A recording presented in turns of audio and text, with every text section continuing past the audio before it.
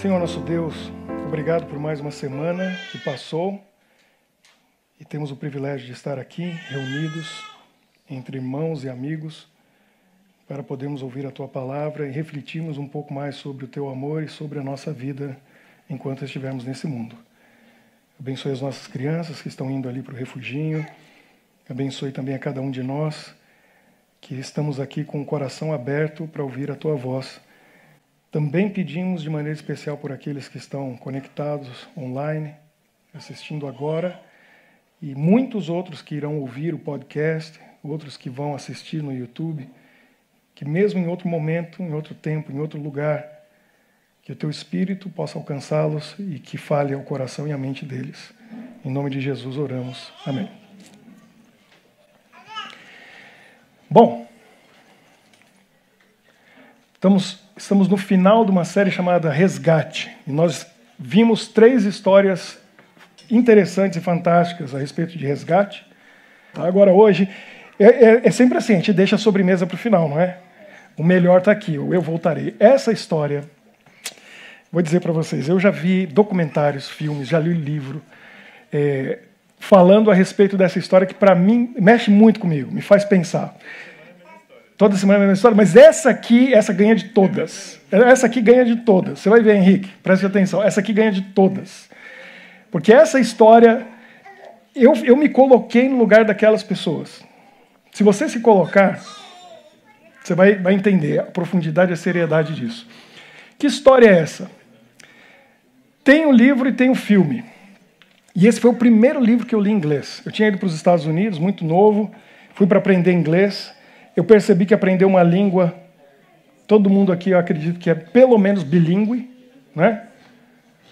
Ou tenta ser bilíngue, pelo menos. E a língua tem 4 aspectos, né? É você ler, é você escrever, você falar e você ouvir. Tem os 4. E tem gente que fica capenga, né? Fica com a língua meio assim. Porque entende tudo e não fala nada. Ou lê e não sabe escrever. E o meu inglês, eu quis desenvolver os 4 aspectos. Eu lembro que tinha umas meninas que estudavam na mesma faculdade onde eu estava estudando inglês, e elas ficavam assistindo novela o dia inteiro. Elas entendiam tudo. Abria a boca e não saía nada. Eu queria falar. Então, o que eu fazia? Eu voltei, né? O que eu fazia? Eu ficava conversando com os americanos, ao ponto de chegar no dormitório à noite, e eu descobri que tinha um rapaz que ficava na recepção, e eu descobri que ele ficava lá a noite inteira. Eu falei, é aqui que eu vou aprender inglês. Porque durante o dia eu trabalhava, eu estudava, eu ia para academia, para a piscina, fazia algumas coisas, mas quando eu chegava 10 da noite, não tinha ninguém lá. E ele, boring, né? Ele ficava lá sozinho, eu ficava até 2, 3 da manhã conversando com o rapaz. Era ali que eu aprendi inglês. Que o cara é mal paciente e tal. E lá no meu tempo era interessante, eu nunca vou esquecer o nome dele, Brandon. Aí eu cheguei para ele e falei assim, Brandon Walsh. Aí ele falou assim, você conhece no Brasil, Barrados no Baile? Eu falei, é o mesmo, né, Brandon? Aí começamos a conversar, fizemos uma amizade, e é ali que eu aprendi meu inglês. Aí o primeiro livro que eu li em inglês foi esse livro, chamado Alive, Vivos. Livro assim, ó, desse tamanho. Depois que eu terminei de ler aquele livro, eu lia qualquer coisa. Porque o livro era enorme, e eu queria tanto saber aquela história, e os detalhes, e fui aprendendo as palavras, as frases, e fui. Porque essa história é de pirar. O que aconteceu? Em 1972, mês de outubro, um avião... Bom, eu tenho uns detalhes aqui, eu não posso esquecer. Vou colocar aqui para vocês verem que é sério o negócio. Olha só, tem a data. 12 de outubro de 1972. Um avião saiu do Uruguai em direção a Santiago, no Chile, levando um time de rugby. O filme foi feito em 93, ou seja, 21 anos depois, com Ethan Hawke. Mas tem vários documentários, e quem não viu essa história ainda, recomendo, vá ver, porque é fantástico. Esse foi o avião que ficou nos Andes. Sabe aquele momento que a vida vai mudar? E muda por causa de um erro. E dizem que desastre aéreo é uma junção de vários erros, várias coisas. Mas ali, eu não sei, eu acho que foi mais um erro que o piloto cometeu. Esse avião, chamado Fairchild, foram produzidos 78 deles e quase 30 caíram. Era um avião muito bom. Olha, inclusive o depoimento deles dizia assim, se eu soubesse que esse avião caía tanto, eu não tinha contratado, porque o time contratou e eles eram Deixa eu ver quantos eram ao todo. 45 pessoas. Era o time de rugby do Uruguai. E eles, uma vez por ano, eles faziam um jogo com o pessoal do Chile, em Santiago. E ali estavam indo alguns familiares e algumas pessoas que pegaram a carona. Tinha um pessoal da tripulação, então era 45 pessoas. Qual que era o plano de voo? Do 571, Força Aérea Uruguaia, eles alugaram. Eles saíram de Montevidéu, no Uruguai, foram para Mendoza, na Argentina, porque os Andes não é para qualquer avião passar, e o avião deles não era grande coisa. Então eles pararam em Mendoza para reabastecer e se preparar para atravessar a grande altitude que são os Andes, as montanhas dos Andes. Só que é o seguinte, tem pontos mais altos e pontos mais baixos. E a travessia dos Andes teria que ser um pouco mais ao sul, onde as montanhas eram um pouquinho mais baixas. Depois de atravessar, eles passariam por uma cidade já no Chile, chamada Curicó, onde o piloto deveria virar para o norte e chegar em Santiago.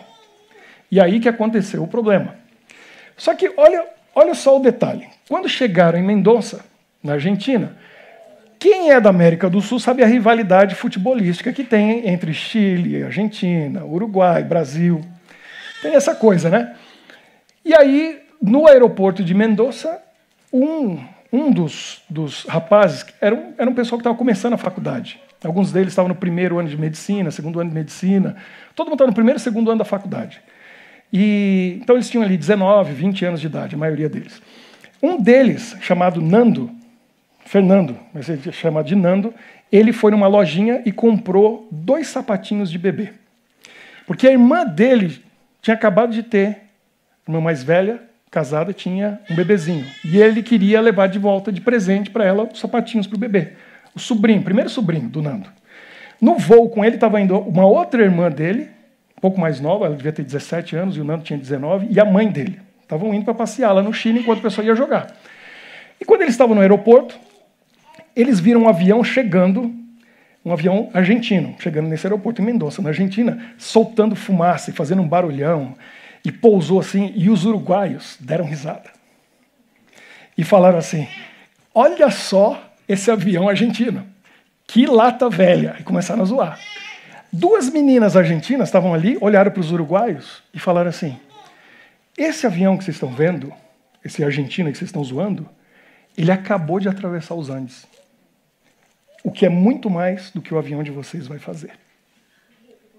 Sabe aquela coisa que você diz e depois você fica pensando, que profecia? Porque realmente o avião uruguaio não atravessou os Andes. Olha o que houve. Estava tudo normal, tudo tranquilo dentro do avião. Essa foi a última foto do momento feliz. E a vida de todo mundo mudou a partir desse momento. Essa é a última foto dentro do avião. O piloto decolou de Mendoza, foi para o sul, no local onde ele deveria atravessar os Andes, e ele achou, por algum motivo, porque também estamos falando de 72, não tinha GPS. Navegação era outra coisa, lembra que eu falei nos outros encontros que a gente teve aqui. E ele achou que tinha passado por Curicó. Aí, quando ele estava no auge dos Andes, olha lá, bem no ponto mais alto, ele vira para o norte e começa a descer, achando que está indo para Santiago. Mas não. E estava nublado, estava no meio das nuvens, e o pessoal lá dentro conversando, brincando e tal, e de repente alguém olhou pela janela, um rapaz olhou e falou para a mãe, a gente devia estar voando tão baixo assim, porque ele não viu as montanhas lá embaixo, ele viu as montanhas do lado. E quando o piloto se deu conta, ele colocou força total nos motores, tentou arremeter, mas tarde demais. O que aconteceu? Essa é uma cena de um documentário, a cena do filme, e ele viu as montanhas à frente quando saiu daquelas nuvens, e não deu tempo. O avião não tinha potência suficiente para arremeter, e ele se chocou com as montanhas. Uma asa e a cauda. Então o avião se partiu, a parte de trás foi arrancada, algumas pessoas foram lançadas fora, alguns ficaram presos na cadeira. Imagina o frio e naquela altitude. O que aconteceu? Depois ele acabou perdendo outra asa e a parte da fuselagem acabou descendo a montanha e foi escorregando. E muitos, deixa eu ver o número exato aqui, sobreviveram esse primeiro impacto. Apenas 7 ficaram desaparecidos e 5 morreram. 33 sobreviveram. Só que sobreviveram uma situação terrível. Porque quando finalmente o avião parou lá embaixo, na neve, o piloto e o copiloto, eles não iam sobreviver. O copiloto morreu, o piloto morreu no dia seguinte. Eles saíram dali, alguns dos sobreviventes, deram a volta, foram lá na frente, tiraram a neve da frente, viram que o piloto ainda estava vivo, mas os instrumentos tinham penetrado o corpo dele. E a única coisa que ele dizia era: Curicó, Curicó, nós passamos Curicó. Isso foi importante depois para descobrir o que aconteceu, porque ele achava que tinha passado, mas não tinha nem chegado a Curicó. O que ele não levou em conta, eles acreditam, é que o vento de proa era muito forte. Então o avião estava mais lento do que ele imaginava. E não tinha chegado ainda em Curicó. Então quando ele começou a descer, na realidade ele não tinha passado pelos Andes ainda.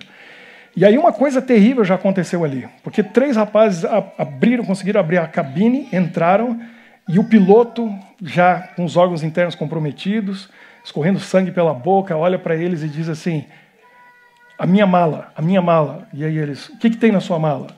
A minha mala, a minha mala. Ele dizia: o que tem na sua mala? E ele: a minha arma. Aí eles entenderam. Eles queriam que ele matassem ele, dessem um tiro nele, para tirar ele daquela agonia. E aí eles falaram: não, a gente não pode ser parte disso. E deixaram ele morrer ali, do jeito que ele estava. No dia seguinte ele morreu.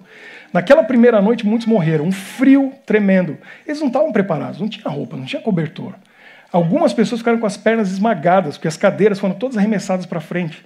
Então alguns ficaram ali, uns em cima dos outros, alguns bateram a cabeça, desmaiaram, e o Nando mesmo foi um que bateu a cabeça e ele ficou em coma por alguns dias.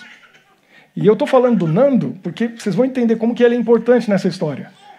E se não fosse ele ter voltado daquele coma, a gente talvez não teria uma história interessante para contar.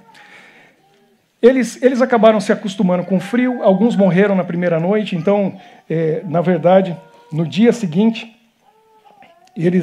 no dia 14 de outubro, eles já estavam só com 28 dos 33, porque 5 morreram naquela primeira noite. E agora, eles estavam ali esperando o resgate. Conseguiram um radinho de pilha, improvisaram uma antena, e eles conseguiram ouvir alguma coisa. E tocava música, e de vez em quando falavam a respeito do avião que tinha desaparecido, e eles estavam fazendo buscas, e alguns deles diziam assim: meu pai com certeza vai gastar tudo que for preciso para encontrar a gente. Eles vão encontrar a gente. E o capitão do time, como líder do grupo, já tomou a frente e falou: olha, a gente precisa ser cuidadoso, vamos ver o que a gente tem aqui para sobreviver. Eles viram que tinham algumas barras de chocolate e algumas garrafas de vinho que eram do piloto. Aí eles até deram risada e falaram: isso explica por que a gente está aqui. De repente o piloto estava consumindo muito essas garrafas de vinho aqui. Era o que tinha. Eles estavam no alto dos Andes, tudo frio, congelado, apesar de ser outubro, e está indo para o verão no hemisfério sul, aquela neve não vai embora, aquele frio não vai embora, mesmo no verão. Então eles tinham que racionar e ficaram pensando: bom, vamos comer. Era uma barrinha de chocolate, um pedacinho de chocolate para cada um copinho. Parecia que eles estavam tomando Santa Ceia, sabe? Aquele copinho bem pequenininho e tal. Mas aí, num dia, passou um avião, não muito grande, e eles viram. E o avião, quando estava passando, claro, foi aquela gritaria e todo mundo fazendo movimento assim, e o avião balançou as asas. E aí eles falaram: eles viram a gente, estamos salvos, estamos salvos. Só que o capitão do time não estava ali, ele estava dentro atendendo alguém, porque tinha muitos feridos. E o pessoal que era estudante de medicina, que estava no primeiro ano, eu lembro do Eliel, teu irmão, que fez 3 anos, não foi? 5? Ele fez 5 anos na Argentina. Pois é. Ele até me ajudou uma vez, sabe? Uma vez eu tive um problema no dedo, ele falou: se quiser eu pego um bisturi, abro, tiro isso daí. Interessante. Mas eles estavam no primeiro ano, segundo ano, não sabia nada, mas ali era médico.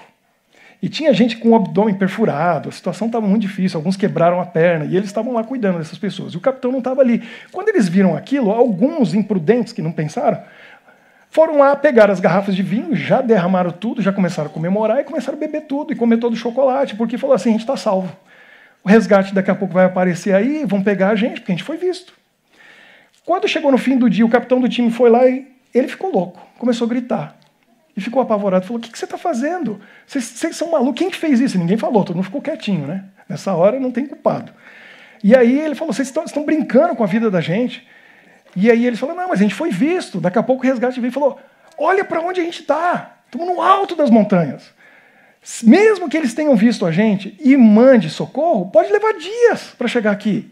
Aqui é muito alto, não tem como vir um helicóptero aqui. O ar é muito rarefeito.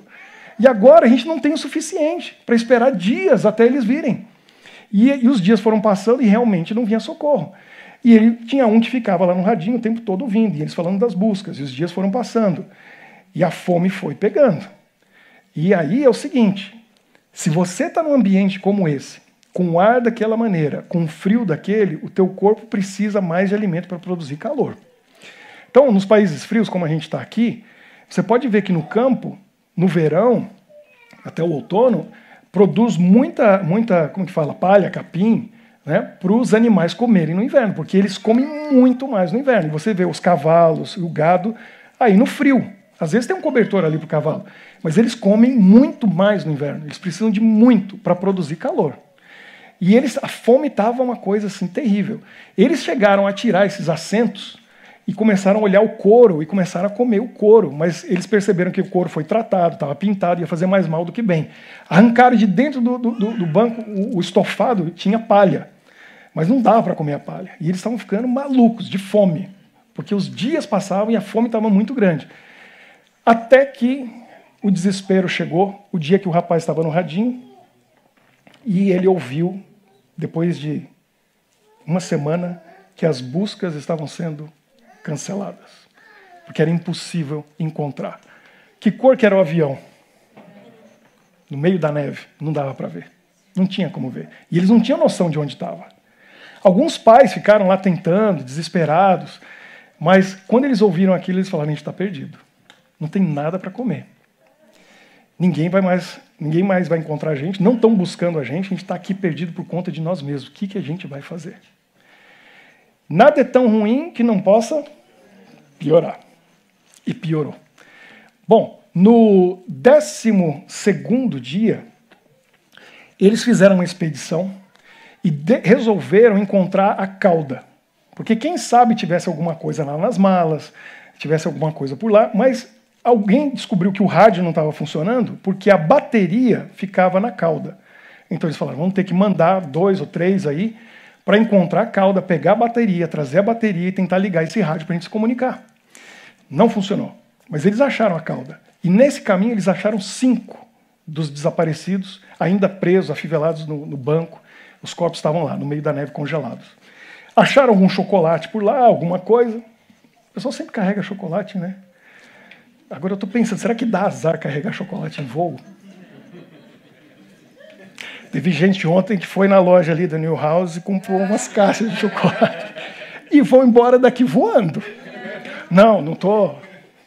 Não olha para mim assim, Michele. Não estou zicando nada, não. Não cai mais avião igual em 72. Fica tranquila. Chocolate é um bom presságio. Chocolate belga não vai dar azar. Mas aí eles voltaram e nessa busca para lá, já um quase morreu porque caiu num buraco muito grande, andando na neve. Se você já viu algum documentário sobre escalando o Everest, é complicadíssimo, porque a neve cobre tudo e tem buracos, né, assim, precipícios, que o alpinista não vê. Ele pode cair naquilo. Um deles caiu, quase morre. Eles voltaram sem boas notícias. E aí o que eu disse, que nada é tão ruim que não possa piorar, o avião embicou. Né? Ele desceu a montanha escorregando, o que sobrou do avião, e ficou ali parado. Eles dormiam ali dentro, eles fizeram um muro com malas para a noite ficar um pouco mais quente. E aí, uma noite, eles foram acordados, no meio da madrugada, com um estrondo, um barulho, no alto da montanha, cheio de neve. O que pode ser isso? Avalanche. E a avalanche veio, e jogou aquelas malas para dentro e entrou muita neve. E encobriu todos eles. Eles rapidamente tentaram se mover e cavar. Infelizmente, 8 morreram soterrados na avalanche. Então a situação estava muito difícil. Isso foi no 17º dia. Só que nessa altura, você deve imaginar, como que eles conseguiram viver num frio desse, já por 17 dias, sem ter o que comer?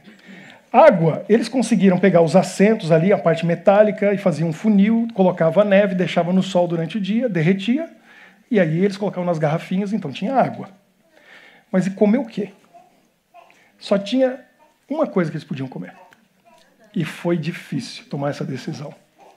Porque o único alimento que eles tinham era o corpo dos amigos que tinham morrido. Não tinha mais nada. E para sobreviver, eles tiveram que fazer isso.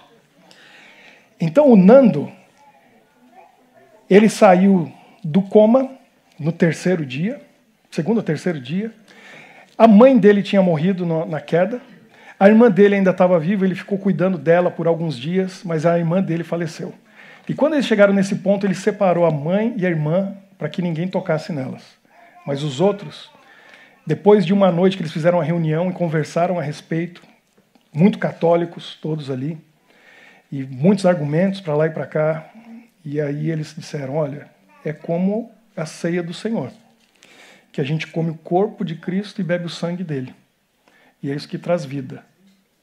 Então a gente vai ter que comer o corpo deles para sobreviver.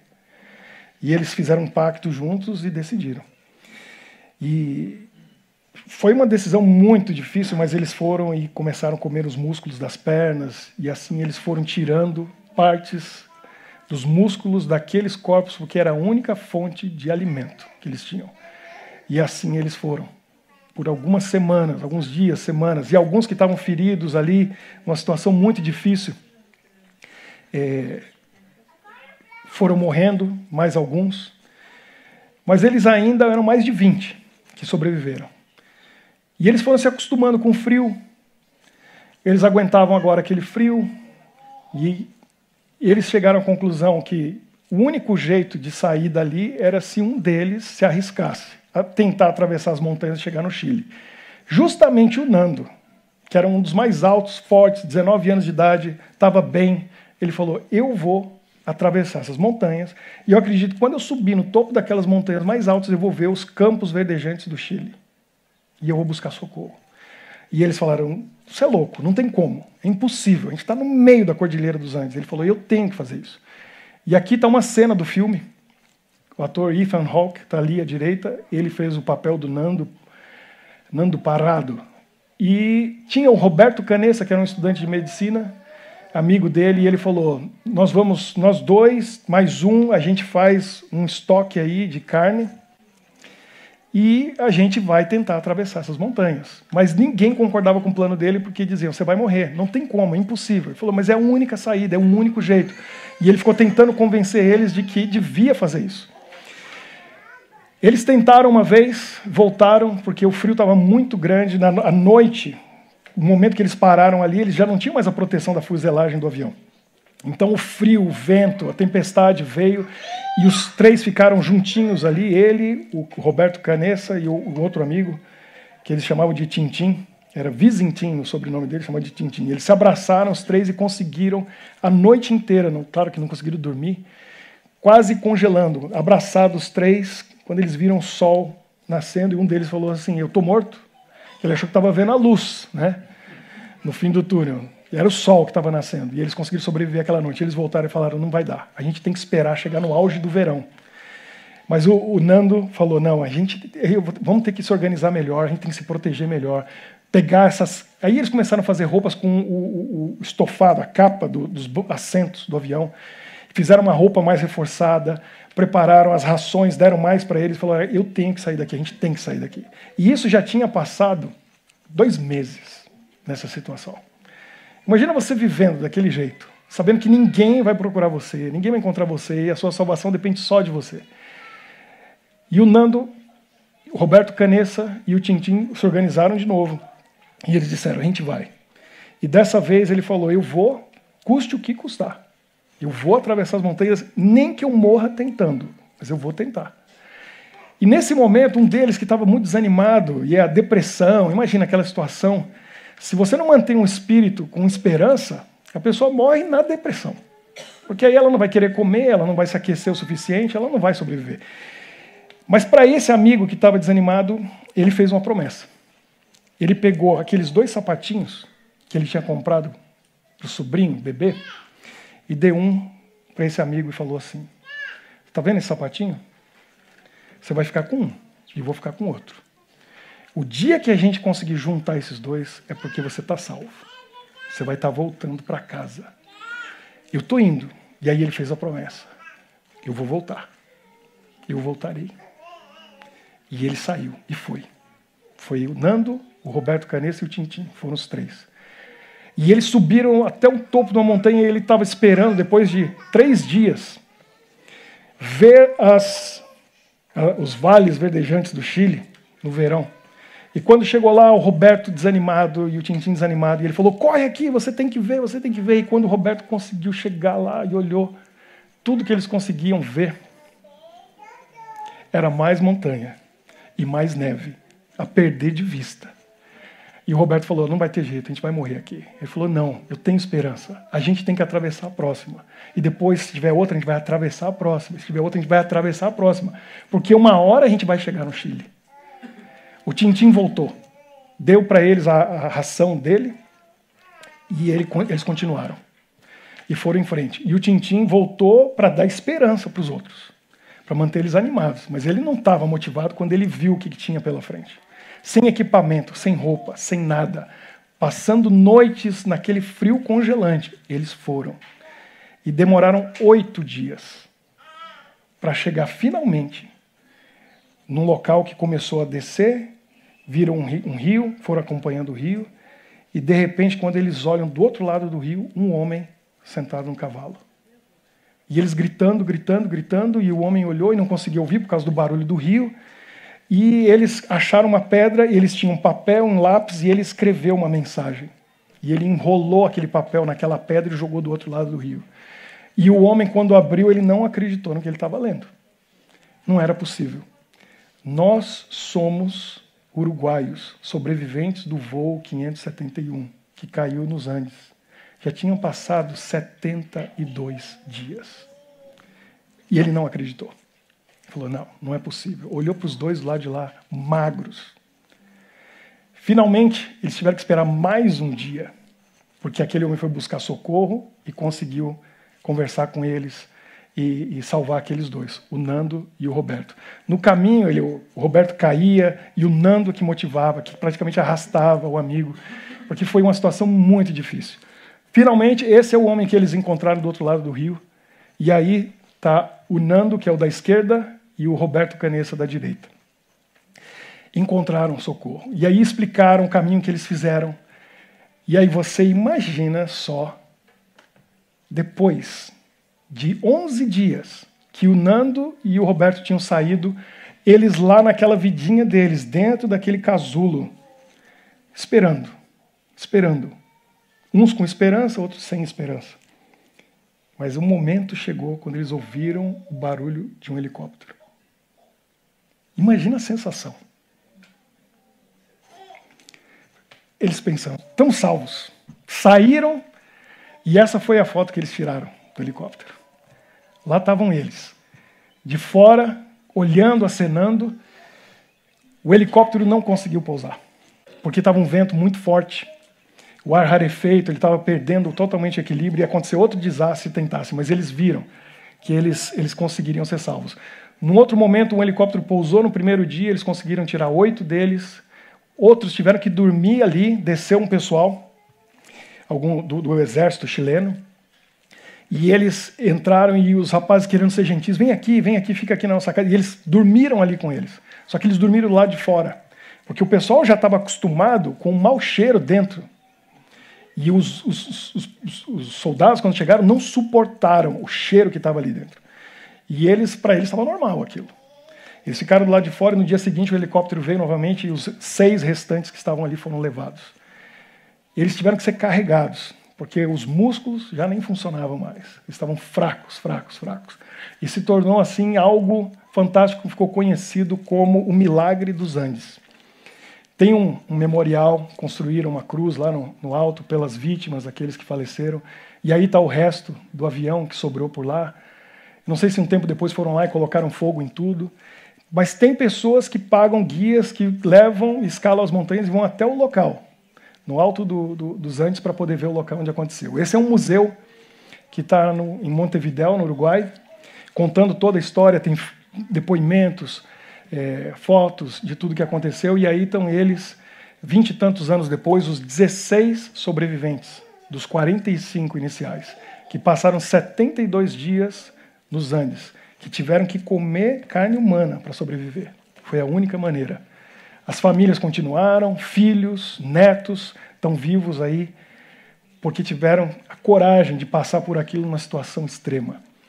Esse é o herói da história. Esse é um homem que eu respeito e admiro muito, Nando, que arriscou a vida e fez o impossível. Durante 11 dias, subindo e descendo montanhas, sem equipamento nenhum, dormindo naquele frio congelante, comendo carne humana, para poder salvar aqueles outros 14 que ficaram para trás. E ali está ele com a esposa, uma imagem dele ali embaixo, na parte traseira do avião, quando eles foram lá. Aqui está ele, né, junto com os amigos, perto da fuselagem do avião. Essa história me fez pensar, se eu tivesse ali, o que eu faria? O que você faria? Você comeria? Seria um canibal para sobreviver? Não tinha outra saída, não tinha outra opção. Mas aqui eu fico pensando em muitas coisas, muitas coisas. E eu fico pensando, acima de tudo, na promessa que Jesus fez, que foi como o Nando, que juntou aqueles sapatinhos. E lá de cima do helicóptero, ele mostrou o sapatinho para o amigo que estava lá embaixo. E lá embaixo o amigo levantou o outro sapatinho. A gente vai juntar. Chegou o dia da minha salvação. Eu vou para casa. Eu vou para casa. Tudo que eles conversavam naquelas últimas semanas ali era lembrar daquilo que eles tinham à mesa, todo dia em casa, e que eles não davam valor. Pão, uma macarronada. E eles sonhavam com o dia de poder voltar para casa para comer comida de verdade. Era o que eles queriam e agora eles podiam, porque o Nando salvou eles. O que Jesus falou? Na casa de meu pai há muitos aposentos. Se não fosse assim, eu teria dito a vocês, vou preparar lugar para vocês, e quando eu for e preparar lugar, o que ele falou? Voltarei. Como o Nando falou, voltarei. E os levarei para mim, para que vocês estejam onde eu estiver. João 14, 2 e 3. A gente está num mundo que a gente se acostumou. E a gente está aqui achando que o que a gente come é comida, vivendo num mundo frio, que não tem o calor do amor de Deus, e a gente se acostumou com isso e acha que isso aqui é vida. E Jesus falou, eu vou voltar, e ele vai voltar. E ele vai nos buscar. Não tem dúvida dessa parte. Enquanto a gente está aqui, da mesma situação deles lá isolados, porque é isso que a gente está em relação ao universo, isolado nesse planetinha de pecado. O que eles estavam fazendo enquanto esperavam? O Nando e o Roberto saíram, o que eles ficaram fazendo? Ficaram cuidando uns dos outros. É o que eles podiam fazer e é o que eles tinham de fazer. Ter certeza de que quando eles voltarem, pelo menos esses que estão aqui vão estar vivos para poder voltar para casa. E o que eles faziam ali era isso, era cuidar daqueles que estavam feridos, era motivar aqueles que estavam ali. Da mesma forma, a gente hoje. A gente está aqui nessa igreja, a gente faz parte dessa comunidade. Enquanto Jesus não vem, não adianta ficar de braço cruzado reclamando. Não adianta olhar para fora e falar que frio, que situação que a gente está. A gente tem que ajudar uns aos outros, tem que apoiar uns aos outros. A gente tem que ter certeza de que quando ele vier, todo mundo aqui vai estar pronto. Todo mundo vai estar preparado para poder voltar para casa. Porque esse mundo não é nossa casa. A gente está até acostumado a comer isso que a gente chama de comida, mas não é. Se alimentando espiritualmente, emocionalmente, de coisas que nunca deviam entrar no nosso corpo, na nossa mente. A gente se acostumou com esse mundo de pecado. Mas eu fico pensando que esse voltarei, que Jesus falou, não é só esse voltarei que ele falou para nós. Eu fico pensando no outro lado da história. Um lado da história que a gente não para pensar. Ninguém pensa. Em pensar que Jesus estava lá. Ele estava lá, no lugar perfeito, com um trono, reinando o universo. E um dia ele olha para os anjos, para o Pai, para todo mundo e fala, eu vou lá. E eles disseram para ele, tem certeza?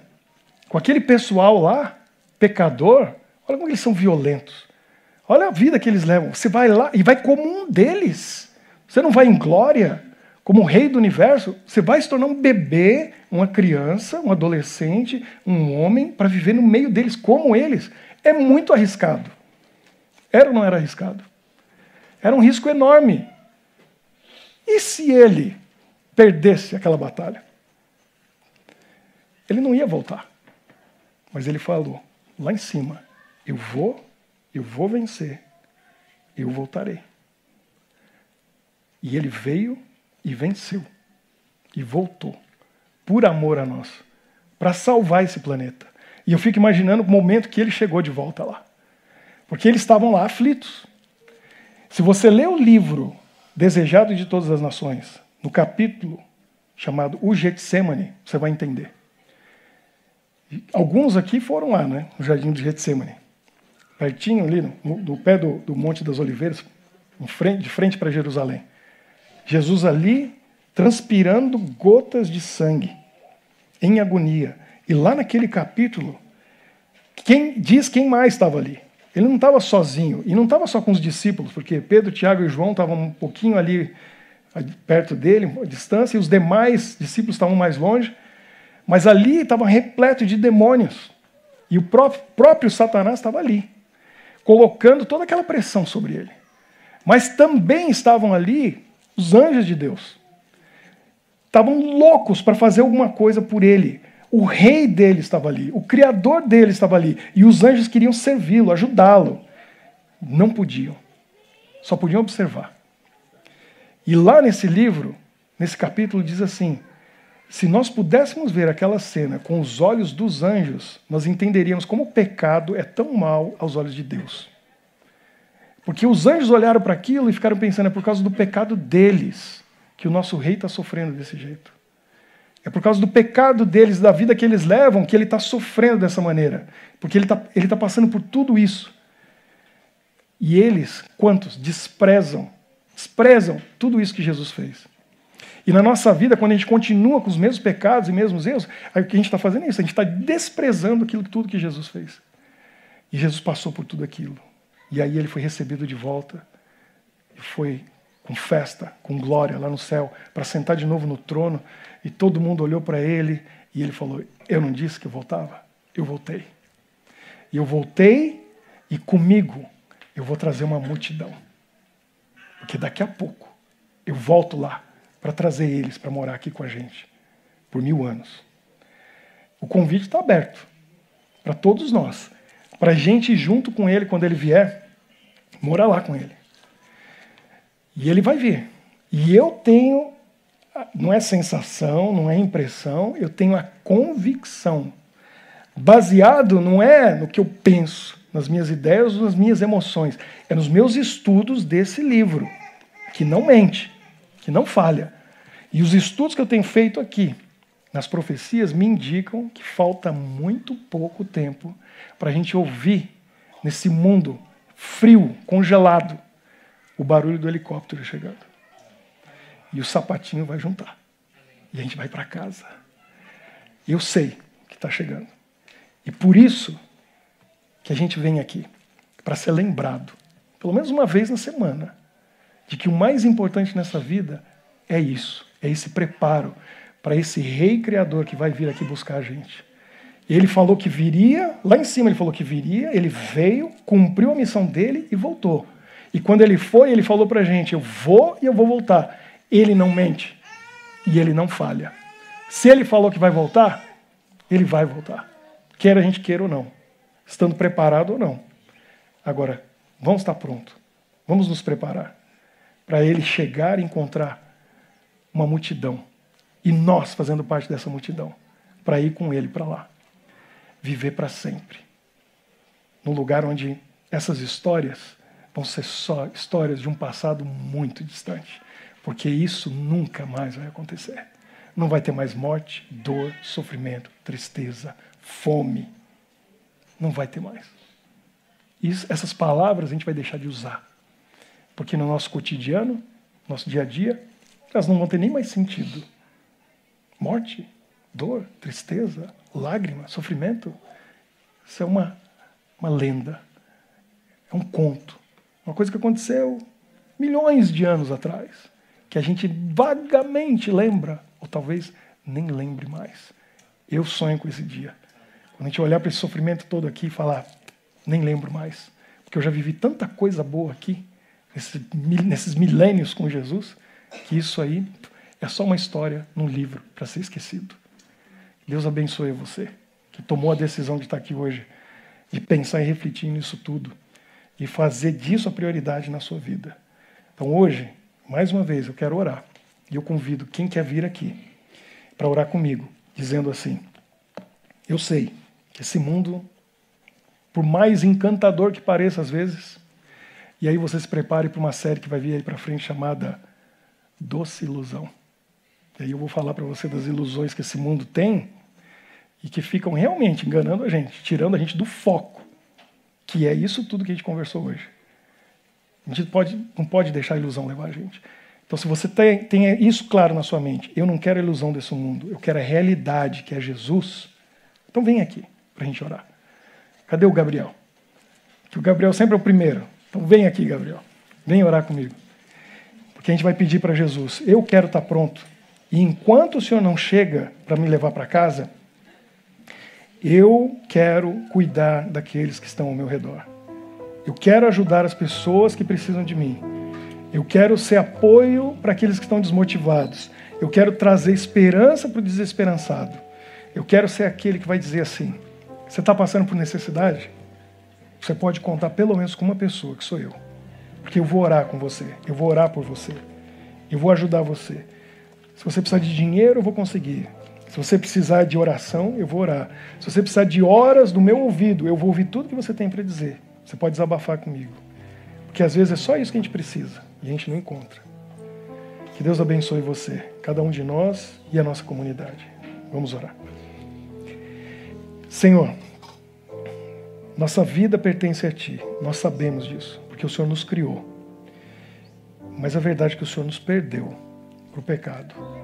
Mas também é verdade que o Senhor nos resgatou, pagando o preço, para ter direito de dizer: eles são meus novamente. Custou caro para o Senhor, porque custou a sua vida. E para nós, não custa nada. Só custa dizer: eu aceito, eu quero. Jesus é meu Salvador, é meu Deus e meu Rei. Só isso que a gente tem que fazer, aceitar. E hoje tem um grupo de pessoas aqui que aceita, Senhor. Porque a gente não quer ficar vivendo nesse mundo que tem coisas boas que o Senhor criou, mas tem muito mais sofrimento, dor e tristeza ao nosso redor. Então, Pai, colocamos a nossa vida nas Tuas mãos e queremos nos preparar para a Tua vinda. Não só nós, mas que sejamos instrumentos nas Tuas mãos para ajudar aqueles que precisam estar prontos também para quando o Senhor vier. Usa-nos. Os dons e talentos, recursos e meios que o Senhor nos deu estão à sua disposição para que a gente seja abençoado, mas que sejamos também bênção na vida das pessoas que estão ao nosso redor. Em nome de Jesus, nós oramos e colocamos a nossa vida totalmente nas Tuas mãos. Amém.